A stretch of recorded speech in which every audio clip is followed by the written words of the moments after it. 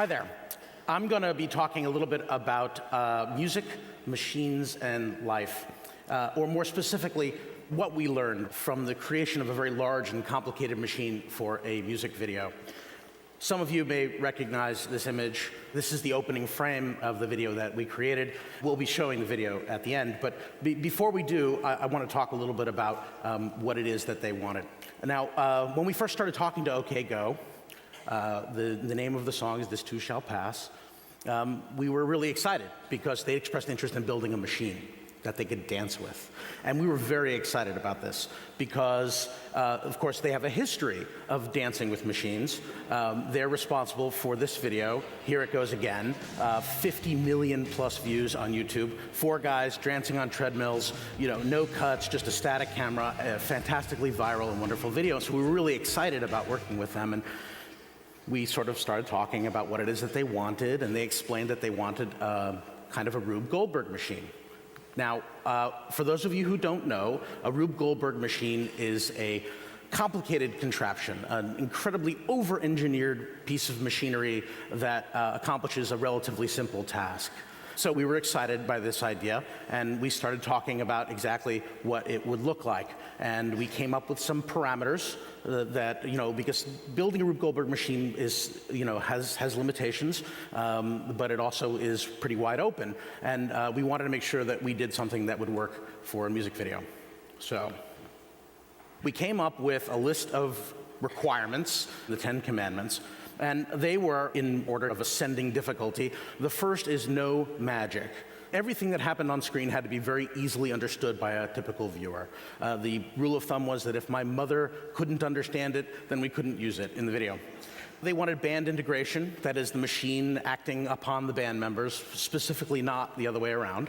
They wanted the machine action to follow the song feeling. So as the song picks up emotion, so should the machine get grander in its process. They wanted us to make use of a space. So we had this 10,000 square foot warehouse we were using, divided between 2 floors.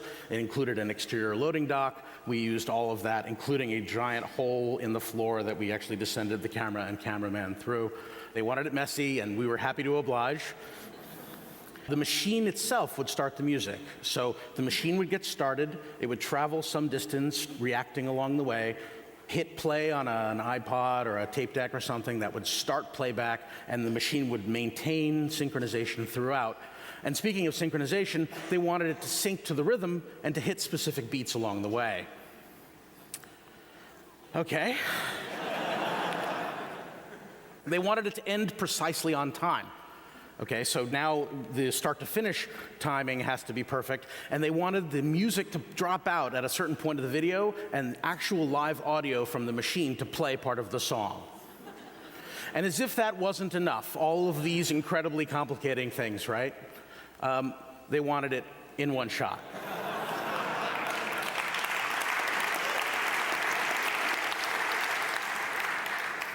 Okay. So just some statistics about sort of what we went through in the process. The machine itself has 89 distinct interactions. It took us 85 takes to get it on film to our satisfaction. Of those 85 takes, only 3 actually successfully completed their run.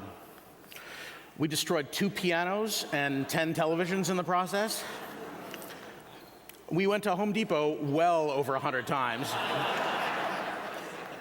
And we lost 1 high-heeled shoe when one of our engineers, Heather Knight, left her high-heeled shoe after a nice dinner and returned back to the build and left it in a pile of stuff. And another engineer thought, well, that would be a really good thing to use, and ended up using it as a really nice trigger, and it's actually in the machine.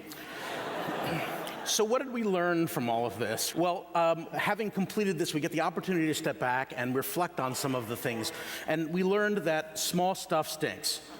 Little balls in wooden tracks are really susceptible to humidity and temperature and a little bit of dust, and they fall out of the tracks, and the exact angles makes it hard to get right. And yet, a bowling ball will always follow the same path. It doesn't matter what temperature it is, doesn't matter what's in its way, it will pretty much get where it needs to go. But as much as the small stuff stinks, we needed somewhere to start so that we would have somewhere to go. And so you have to start with it, you have to focus on it. Small stuff stinks, but of course, it's essential, right? What else? Planning is incredibly important. You know, we spent a lot of time ideating and even building some of these things. It's been said that no battle plan survives contact with the enemy. I think our enemy was physics, and she's a cruel mistress, and often we had to pull things out as a result because of timing or aesthetics or whatever. And so while planning is important, so is flexibility. These are all things that ended up not making it into the final machine. So also put reliable stuff last. The stuff that's going to run every time, right? Again, small to large is relevant here. The little Lego car in the beginning of the video references the big real car near the end of the video. The big real car works every time. There's no problem about it. The little one had a tendency to try to run off the track, and that's a problem. So, but you don't want to have to reset the whole machine because the Lego car at the end doesn't work, right? So you put that up front so that if it fails, at least you know you don't have to reset the whole thing. Life can be messy. There were incredibly difficult moments in the building of this thing. Months were spent in this tiny cold warehouse, and the wonderful elation that we had when we finally completed it. So it's important to remember that whether it's good or it's bad, this too shall pass. Thank you very much.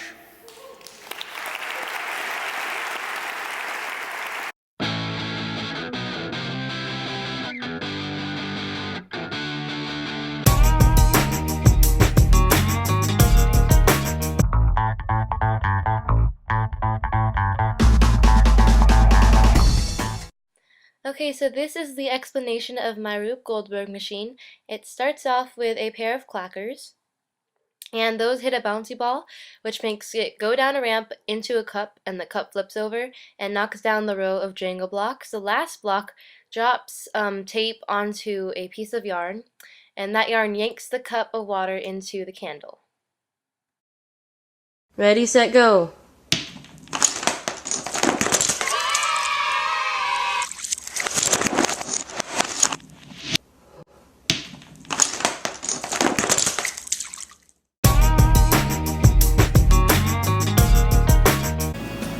Hi, my name is Andrew, and this is the 4th grade 6 Simple Machine project. I'm going to tell you how it works and what there is to it, and then I'm going to show you how it's going to work. Here's a pulley which will activate this with a wheel and axle on the train, which will go down in this income plane, hitting this marble onto a screw, which will go down and then hit this lever right there, and that nail is the wedge, which will pop the balloon. Let's just see if it works.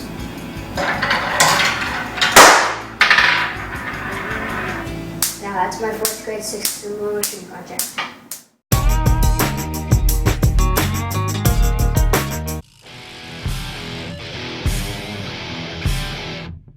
Right, so here we've got a marble, it's going to place it there, and we're going to release it.